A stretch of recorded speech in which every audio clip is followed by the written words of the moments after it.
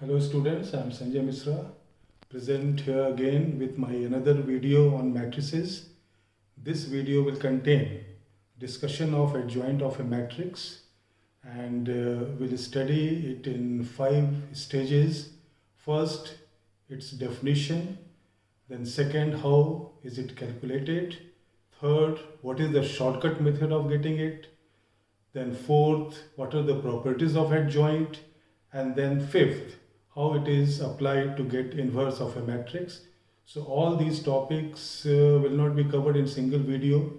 So you have to continue watching all my videos and you must subscribe this channel. This is giving you very systematic way of covering your syllabus of class 12 and it will be very useful in future. So you must subscribe this channel.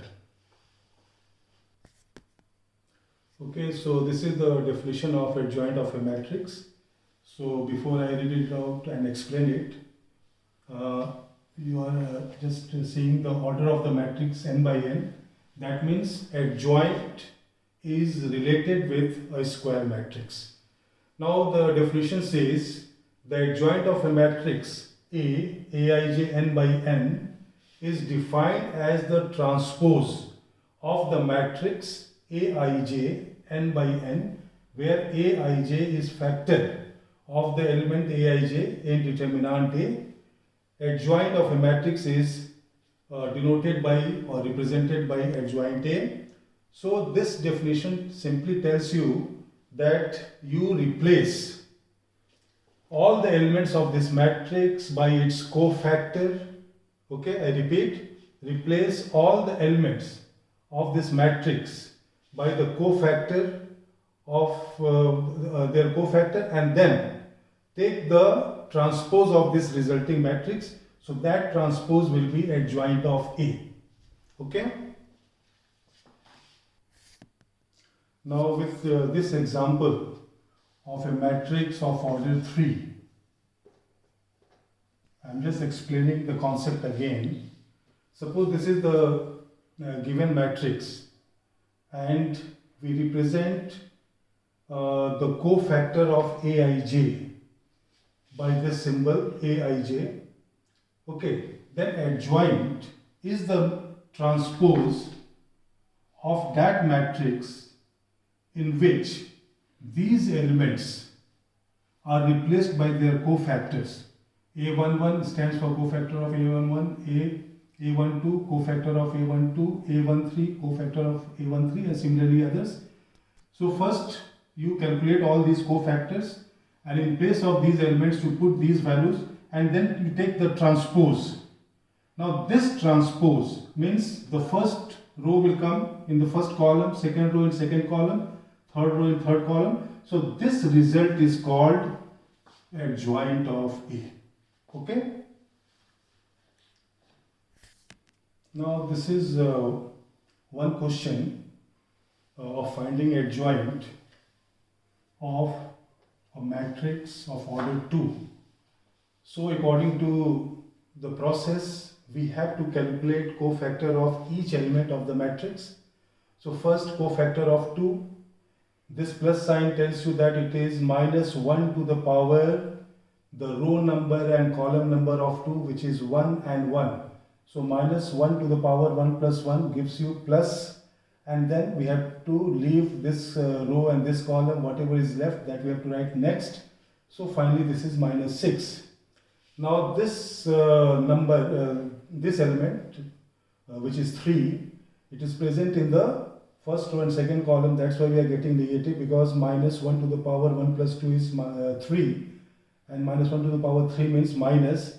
So finally it will be 4. Similarly, cofactor of minus 4, again it will be negative outside the bracket.